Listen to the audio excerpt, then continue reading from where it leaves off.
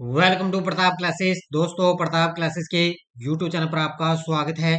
आज है 8 दिसंबर 2023 और 8 दिसंबर 2023 के जितने भी इंडिया और वर्ल्ड के जो करंट अफेयर्स की क्वेश्चन बनते हैं, आज उनका हम डिस्कशन करेंगे। पूरा वीडियो ध्यान से देखना और लास्ट में आपसे क्वेश्चन पूछूंगा जिनके जवाब आपको कमेंट बॉक्स में देना होगा। आज अपने पढ़ेंगे कि दुनिया की 100 सबसे शक्तिशाली महिलाओं में 4 भारतीय महिलाएं शामिल, टाइम पत्रिका के 2023 एथलीट ऑफ द ईयर का पुरस्कार और सियाचिन में तैनात होने वाली भारतीय सेना की पहली महिला अफसर कौन बनी है, इनकी आज हम चर्चा करेंगे। तो रोज डेली आपको सुबह 7 बजे करंट की क्लास मिलती है पूरे लेटेस्ट न्यूज के साथ। तो एक बार सभी साथी वीडियो को लाइक और शेयर करेंगे। सभी साथियों को गुड मॉर्निंग। सबसे पहले हम कल के क्वेश्चनों को रिवाइज कर लेते हैं। हाल ही में जोरम पीपुल्स मूवमेंट पार्टी के नेता लाल दुहोमा किस राज्य के मुख्यमंत्री के रूप में 8 दिसंबर को शपथ लेंगे? तो मिजोरम के। कांग्रेस नेता रेवंत रेड्डी किस राज्य के नव घोषित मुख्यमंत्री बने? तो ये तेलंगाना के। भारत के नए नौसेना उप प्रमुख कौन बनेंगे? तो दिनेश के त्रिपाठी। भारत का पहला प्रारंभिक क्रेटेशियस शार्क जीवाश्म जो लगभग 115 मिलियन वर्ष पुराना है, शोधकर्ताओं द्वारा किस राज्य में खोजा गया? ये राजस्थान के जैसलमेर जिले में। किस शहर में 8-9 दिसंबर 2023 को वैश्विक निवेशक शिखर सम्मेलन आयोजित होगा? देहरादून में। कोप 28 में किस राज्य को वनीकरण प्रयासों के लिए अंतर्राष्ट्रीय सम्मान मिला? बिहार को। किस बॉलीवुड अभिनेता को रेड सी इंटरनेशनल फिल्म फेस्टिवल में सम्मानित किया गया? रणवीर सिंह को। किस मंत्रालय ने भौगोलिक सूचना प्रणाली एप्लीकेशन की शुरुआत की, जिसे ग्राम मानचित्र के नाम से जाना जाता है? तो वो है पंचायती राज मंत्रालय। ये थे कल के क्वेश्चनों का रिवाइज। ये क्वेश्चन आपको रोज शाम टेलीग्राम पर मिल ही जाते हैं। तो वीडियो के डिस्क्रिप्शन में टेलीग्राम का लिंक है।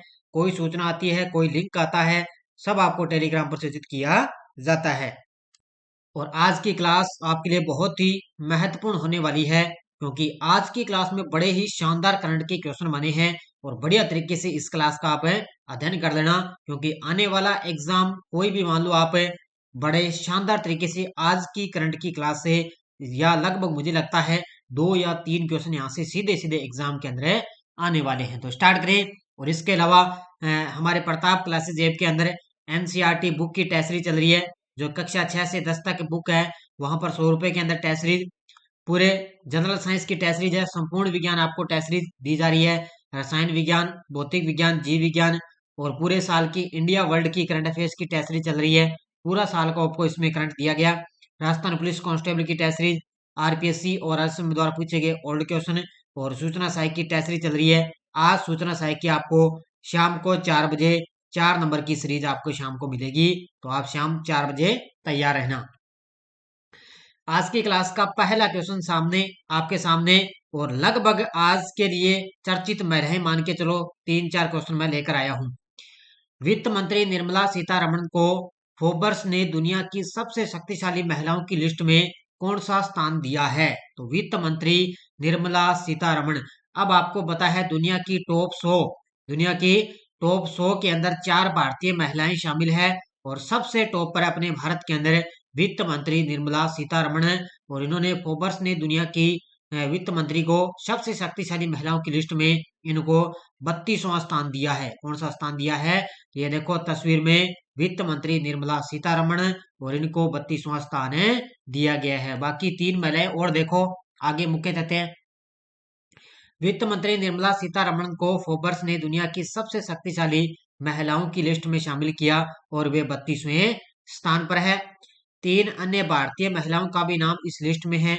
इसमें है HCL कॉरपोरेशन की सीईओ है रोशनी नादर मल्होत्रा, वो है 60वें स्थान पर है। स्टील अथॉरिटी ऑफ इंडिया की अध्यक्ष है सोमा मंडल, 17वें स्थान पर है। और बायोकॉन की संस्थापक है किरण मजूमदार शो, ये है 76वें स्थान पर। तो ये 3 महिलाएं होंगी, ठीक है। और 32वें स्थान पर है निर्मला सीतारमण। 100 सबसे शक्तिशाली महिलाओं की सालाना लिस्ट में यूरोपीय आयोग की प्रमुख है उर्सुला वॉन डेर लेन, ये सबसे टॉप पर है, ध्यान रखना। अब सबसे टॉप वाली भी बता दी, और भारत के अंदर 4 महिलाएं शामिल है टॉप 100 में, उन चारों के नाम भी मैंने बता दिए हैं। तो सबसे टॉप पर है यूरोपीय आयोग की प्रमुख है उर्सुला वॉन डेर लयन, ये सबसे टॉप पर है। अब पहले वाला भी चर्चित महिलाएं वाला आ गया, अब दूसरा एक बार फिर देखो चर्चित महिलाएं। किस देश में भारतीय मूल की लेखिका मीरा चंद, किस देश में भारतीय मूल की लेखिका मीरा चंद को उनके साहित्यिक योगदान के लिए कल्चरल मेडलियन से सम्मानित किया गया है? तो इनको सम्मानित किया गया है सिंगापुर के अंदर। ये देखो तस्वीर में, ये है मीरा चंद है और सिंगापुर में ये भारतीय मूल की लेखिका है मीरा चंद है। उनको इनके साहित्य योगदान के लिए कल्चरल मेडलियन से सम्मानित इनको किया, यानी कि सिंगापुर का इनको शीर्ष नागरिक पुरस्कार है दिया गया है। सिंगापुर में भारतीय मूल की लेखिका 81 वर्षीय मीरा चंद को उनके साहित्यिक योगदान के लिए प्रतिष्ठित कला सम्मान कल्चरल मेडल से इनको सम्मानित किया गया।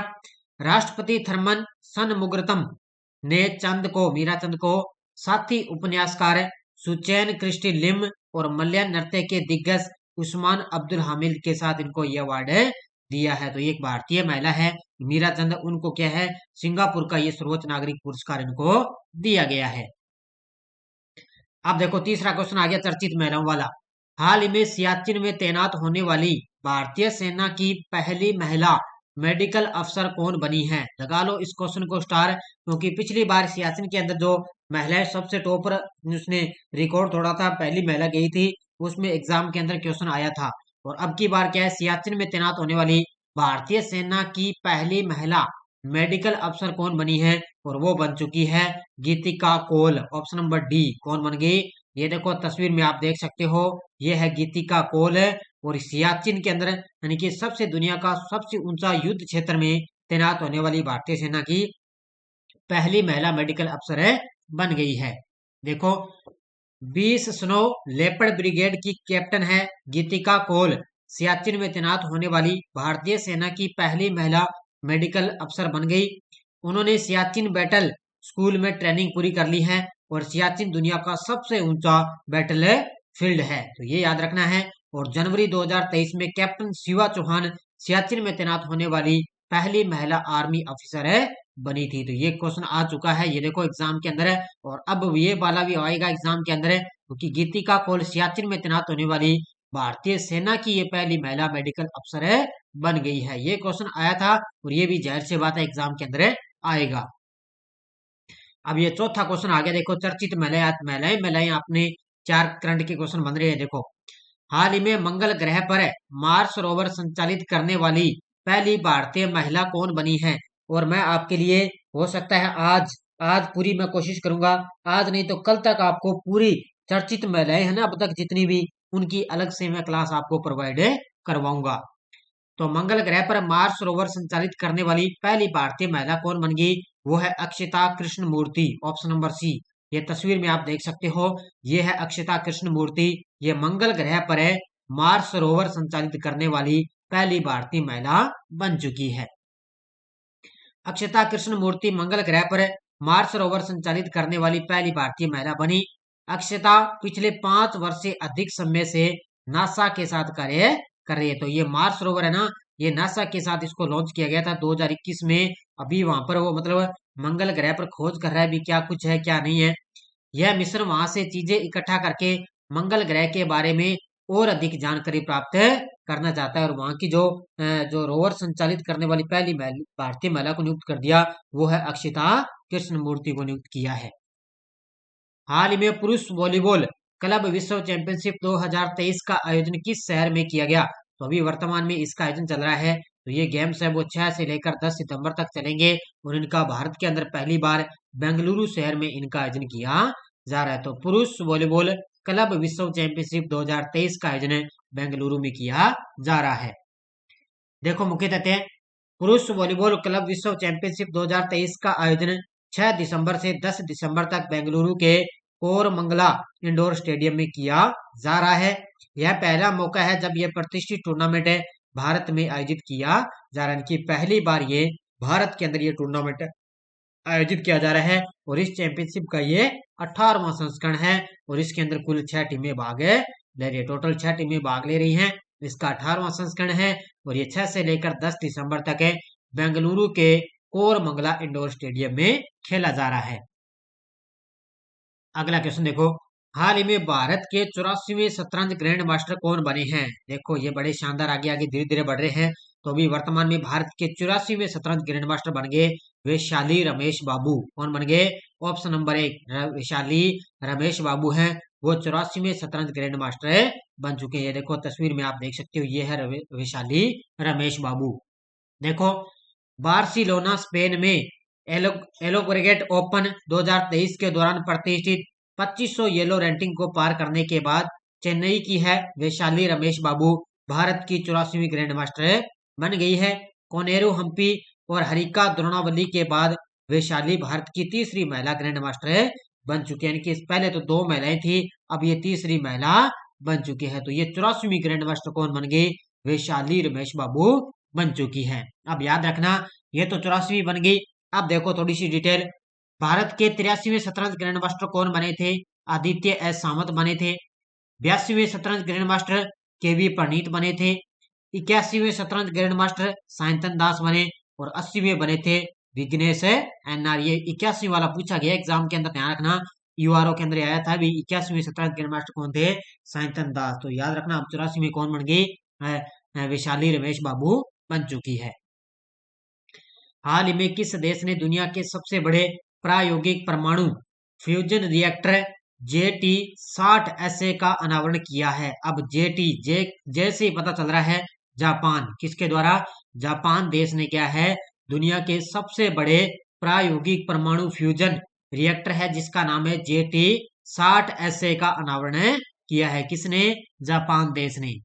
देखो यह है परमाणु संलयन अनुसंधान के क्षेत्र के लिए एक ऐतिहासिक क्षण में दुनिया का सबसे बड़ा और सबसे उन्नत प्रायोगिक परमाणु संलयन रिएक्टर है जेटी 60 ये आधिकारिक तौर पर जापान के इबाराकी प्रांत में इसका उद्घाटन किया गया, यानी कि इसका परिचालन शुरू किया गया है। आपको सभी को पता है जो परमाणु संलयन है वो तो पता है सूर्य पर भी किया जाता है, पृथ्वी के बाहर सूर्य पर इसका संलयन होता है। यह यूरोपीय संघ और जापान के बीच एक प्रमुख सहयोगात्मक प्रयास का प्रतिनिधित्व करता है जो स्वच्छ और टिकाऊ ऊर्जा स्रोत के रूप में परमाणु संलयन की दिशा में एक महत्वपूर्ण कदम है। यानी कि स्वच्छ और टिकाऊ ऊर्जा के क्षेत्र में परमाणु संलयन की दिशा में एक महत्वपूर्ण कदम उठाया। तो ये जापान देश के द्वारा इसको लॉन्च किया गया। अंतर्राष्ट्रीय विकलांग व्यक्ति दिवस पर राष्ट्रपति से विकलांग व्यक्तियों को सशक्त बनाने के लिए किस संस्था को राष्ट्रीय पुरस्कार मिला है? ये मिला है अमेजोन को। किसको मिला है? अमेजोन, जो भारतीय अमेजोन जो कंपनी है उसको क्या है अंतर्राष्ट्रीय विकलांग व्यक्ति दिवस पर है राष्ट्रपति से, राष्ट्रपति है द्रौपदी मुर्मू, उनके द्वारा विकलांग व्यक्तियों को सशक्त बनाने के लिए अमेजोन को राष्ट्रीय पुरस्कार मिला है।